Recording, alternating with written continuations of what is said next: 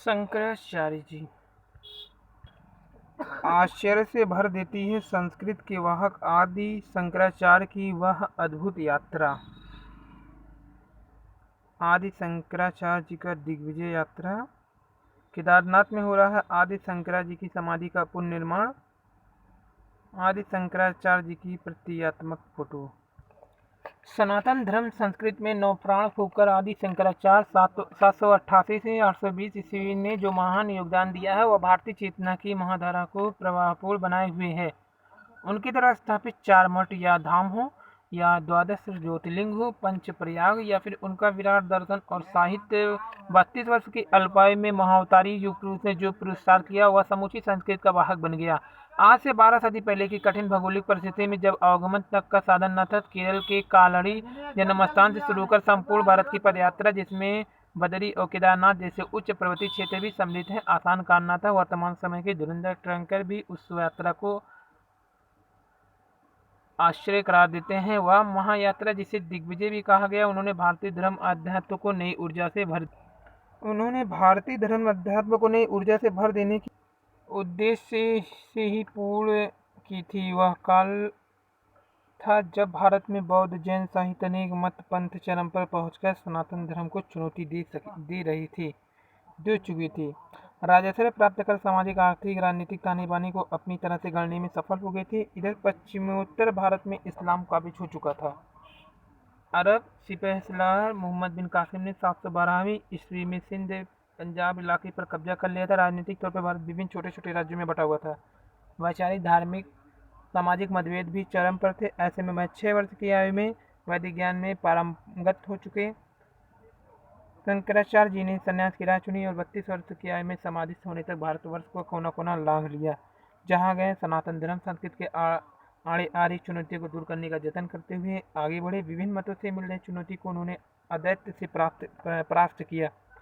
आदि शंकराचार्य को अद्वैतवाद का प्रवर्तक भी माना जाता है।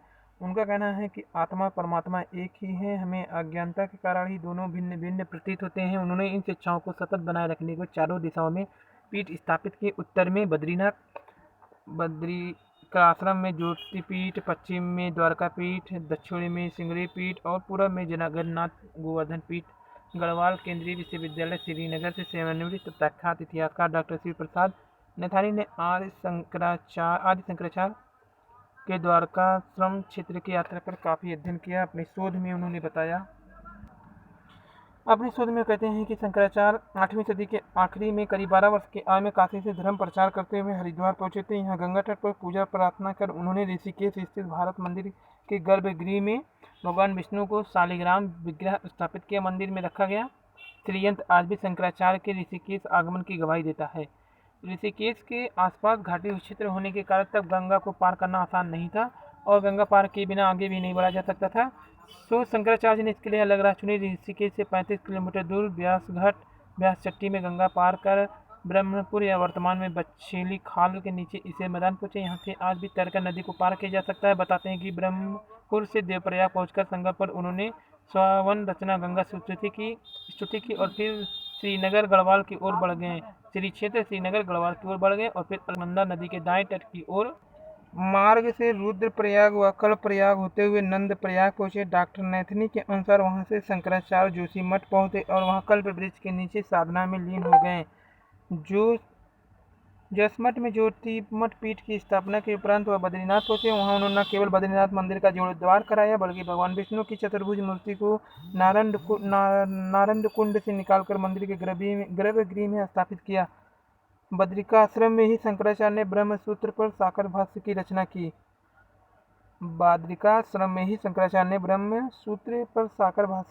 भारत भूमि की एक सूत्र में वारने का प्रयास किया। इसके बाद शंकराचार्य जी केदारनाथ पहुंचे। वहां उन्होंने समाधि ली। जोशी मठ में आज भी यह कल्प वृक्ष मौजूद है जिसके नीचे आदि शंकराचार्य ने तप किया। वनस्पति विज्ञान शहतूत की इस पेड़ की उम्र 2500 साल बताते हैं, जबकि शहतूत के पेड़ की औसत आयु 15 से 20 साल होती है। वनस्पति विज्ञानी जो है इस शहतूत की इस पेड़ की उम्र 2500 साल बताते हैं, जबकि औसतन जो होती है शहतूत की पेड़ की उम्र वो मात्र 15 से 20 साल होती है। वर्ष 2013 में केदारनाथ राष्ट्रीय के दौरान आदि शंकराचार्य का समाधि स्थल बाद में बढ़ गया, जिसका अब भूमिगत निर्माण किया जा रहा है। बछेंद्री पाल बोली, आदि शंकराचार्य थे महान अन्वेषक टैंकर, भारत की पहली एवरेस्ट महिला पद्मभूषण। बछेंद्री पाल कहते हैं कि आदि शंकराचार्य पर्वतारोहियों के प्रेरणा स्रोत है। 1200 साल पहले उन्होंने किस तरह के पग पग नापा रहे होगा, रहने खाने का इंतजाम कैसे किया होगा, इसकी तो कल्पना भी नहीं कर सकते। शंकराचार्य जी छोटी उम्र में ही भ्रमण पर निकल गए थे। समुद्र के किनारे से लेकर हिमालय तक की ट्रैकिंग में घने जंगल, पठार, नदी, तालाब, धूप, बारिश, बदलते मौसम, हिमालय की विकटता को झीला होगा। समुद्र किनारे चलते हुए निचले भागों का, फिर समुद्र किनारे ढलते हिमालय तक का अन्वेषण भ्रमण उन्होंने किया, जो आज की बहुत चुनौती कार्य, क्योंकि उस समय जानवर उन्वर भी बहुत थे। तो ये था आदि शंकराचार्य जी की यात्रा। जय हो शंकराचार्य जी की।